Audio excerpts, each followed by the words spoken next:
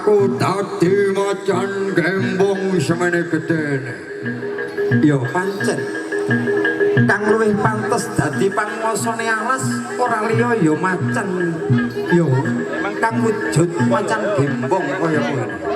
Yo awakku wujud macan, rambutku gimbal catal. Siungku kaya ngene.